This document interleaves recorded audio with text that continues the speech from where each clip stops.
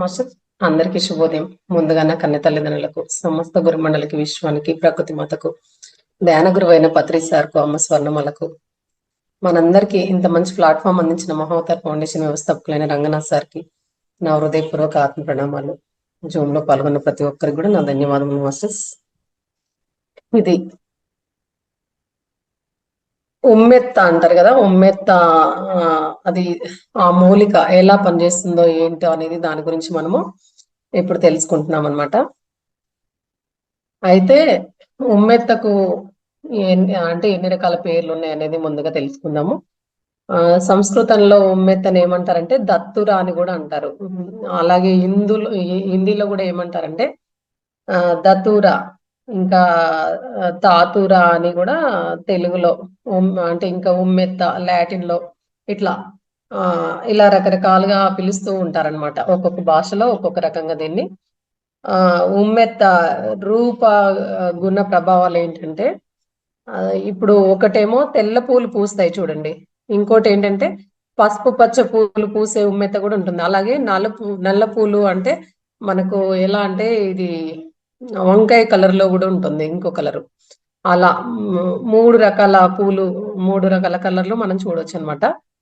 అలాగే ఇది వగరు, చేదు, తీపి రుచులు కలిగి శరీరానికి ఏంటంటే మత్తు, పైత్యం, వేడి అనేది పుట్టిస్తుంది అనమాట.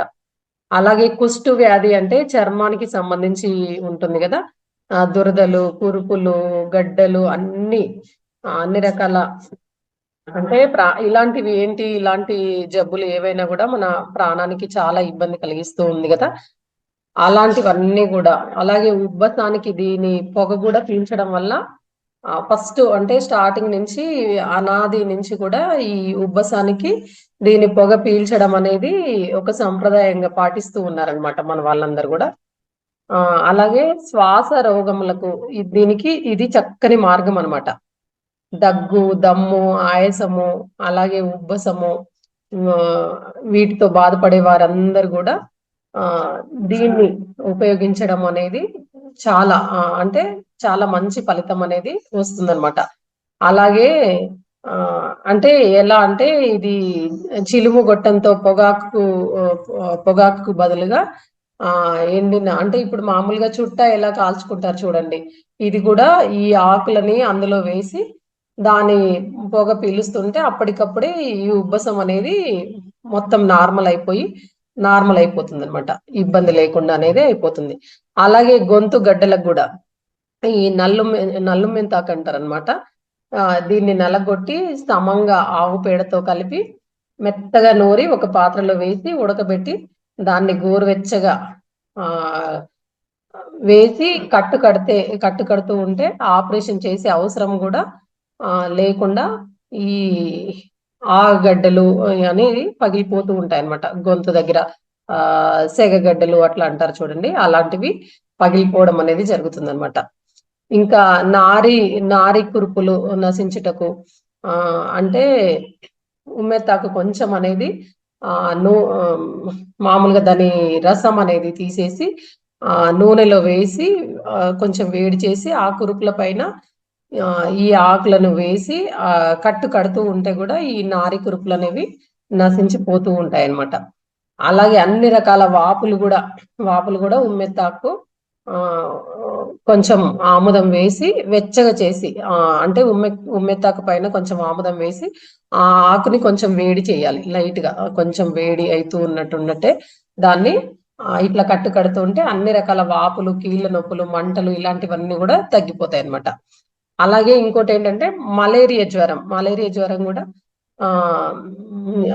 అంటే మామూలుగా ఒక ఆదివారం నాడు తెల్ల ఉమ్మెత్త చెట్టుకు పూజ చేసి విధిపూర్వకంగా దాని వేరుని తీసుకొచ్చి మలేరియా జ్వరంతో బాధపడే రోగి కుడి చేయికి ఈ దారంతో కడితే ఒక్క రోజులో మలేరియా జ్వరం అనేది మాయమైపోతుంది. అంటే ఎందుకు ఇలా చెప్తున్నారు అంటే, ఇది ఈ తెల్ల ఉమ్మెత్త పువ్వు అనేది మనము శివుడికి పూజ చేస్తారనమాట. దాన్ని ఇష్టంగా కోసుకురావడం కాకుండా అలా దానికి ఇలా పూజలాగా చేసి అట్లా విధానంగా తీసుకురావాలని చెప్తున్నారు అనమాట. అలాగే తలలో కూడా కురుపులు తగ్గుటకు కూడా నల్లు మెత్తాకు నలగొట్టి ఆముదంతో నూరి ఉడకబెట్టి ఆ ముద్దని ఆ కురుపుల పైన లేపనంగా చేస్తూ ఉంటే కూడా తలలో ఉన్న కురుపులు కూడా తగ్గిపోతాయి అన్నమాట. అలాగే ఇంకోటి ఏంటంటే అరికాళ్ళ మంటలు తగ్గుటకు కూడా ఇది చాలా పనిచేస్తుంది అనమాట.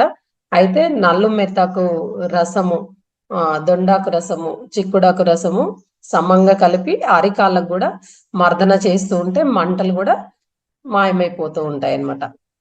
అలాగే కాళ్ళ పగుళ్ళు తగ్గుటకు కూడా మనకు ఉమ్మెత్త విత్తనాలు, నల్ల అంటే నల్లు మెత్తకి పూలు ఉంటాయి కదా, అలాగే పసుపు పచ్చగా పూసే పువ్వులు కూడా, ఇవన్నిటిని 3 రకాల పూలని మెత్తగా నూరి ఉంచుకొని రోజు రాత్రి నిద్రించేటప్పుడు తగినంత ఈ పొడిలో గేదె వెన్న కలిపి ఆ పేస్ట్ ని పగుళ్ళకు లేపనం చేస్తుంటే కూడా క్రమంగా పగుళ్ళు, పుండ్లు, అలాగే ఇట్లా మామూలుగా ఇలా వస్తూ ఉంటాయి చూడండి, మొత్తము అలా చిట్లినట్టుగా, అలా అంటే అవన్నీ పోయి కూడా పాదాలు ఏమైతే అంటే పద్మంలాగా మంచిగా మెత్తగా మృదువుగా తయారైపోతూ ఉంటాయి అన్నమాట.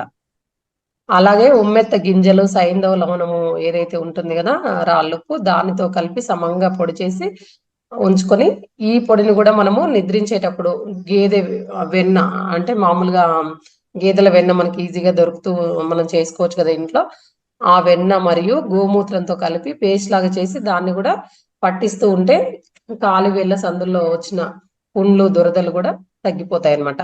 అలాగే తామర, గజ్జి వీటి వల్ల అసలు ఎంత ఇబ్బంది పడుతూ ఉంటామో, ఈ నల్లు మెంతాకు, గోరింటాకు అంటే మైదాకు ఉంటుంది కదా, అది మిరియాలు సమభాగంలో కలుపుకొని వంటాముదము, ఎక్కువ ఆముదంతోనే చెప్తున్నారు, ఆముదంతో మెత్తగా నూరి లేపనంగా చేస్తూ ఉంటే ఎంతకాలం నుంచో వేధిస్తున్న ఈ తామర, గజ్జి లాంటి చర్మ రోగాలన్నీ కూడా వారం రోజుల్లో తగ్గిపోతాయి అన్నమాట. అలాగే ఇంకోటి ఏంటంటే పంటిపోటు వెంటనే తగ్గుటకు కూడా నల్లు మెత్తాకు గింజల పొడి 5 గ్రాములు, ఉత్తరేని వేరి పొడి 5 గ్రాములు దోరగా వేయించిన మిరియాలు కూడా 3 గ్రాములు కలిపి ఉంచుకోవాలన్నమాట. పంటిపోటు రాగానే నొప్పి ఎడం వైపు వస్తే కుడి చెవిలో లేదా కుడి అంటే నొప్పి కుడి వైపు వస్తే ఎడమ చెవిలో పైన తయారైన పొడిని కొంచెం నీటిలో కలిపి 2-3 సార్లు చుక్కలుగా వేస్తే ఒక్క క్షణంలో ఈ నొప్పి అనేది మాయమైపోతుంది. అదే అలా పోస్తే పురుగులు అవి పడిపోతాయి అంటారు చూడండి, అలాగనమాట. అంటే ఇంకోటి ఏంటంటే సర్వోత్తమ తైలం అంటున్నారు. స్వర్ణకర్ణ రోగాలకు స్వర్ణోత్తమ తైలము అంటే ఉమ్మెత్తాకు రసము 100 గ్రాములు, నువ్వుల నూనె 20 గ్రాములు కలిపి చిన్న మంట పైన మరిగిస్తూ దాన్ని 7 జిల్లేడు ఆకులు వేయాలి.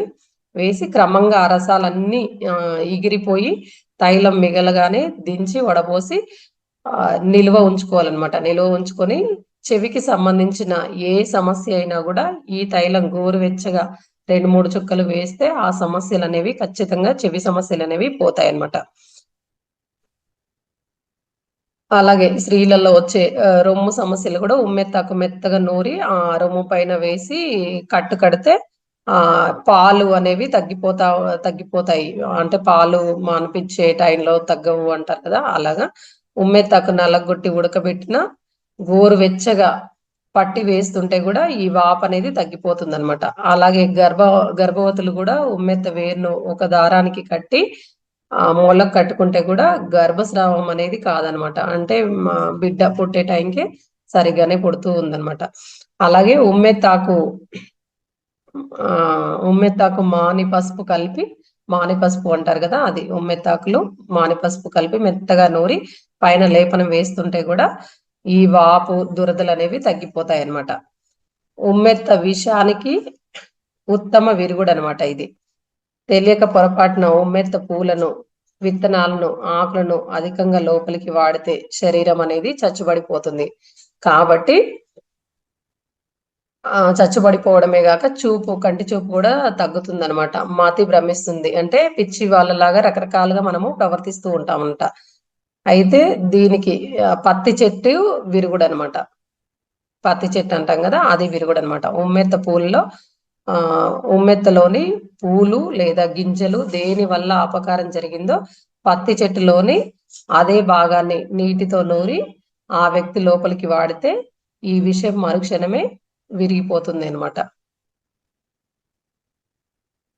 అలాగే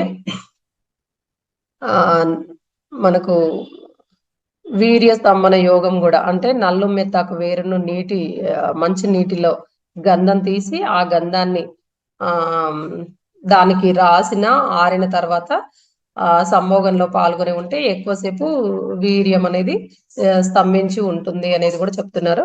అలాగే ఇంకోటి ఏంటంటే ఈ మేహ వ్రణములు మాడిపోటకు నల్లు మెత్తకు గేదె పేడ అనేది సమంగా కలిపి నూరి అందులో కొద్దిగా వంటాముదం కలిపి ఉడకబెట్టి ఆ ముద్దని పెద్ద పెద్ద వ్రణాగాలకు, మేహ వ్రణాగాలకు కానీ మరిగిన వ్రణాగాలకు కానీ పైన పెట్టి కట్టుకడుతూ ఉంటే కూడా ఇవన్నీ అరించిపోతాయని చెప్తున్నారు.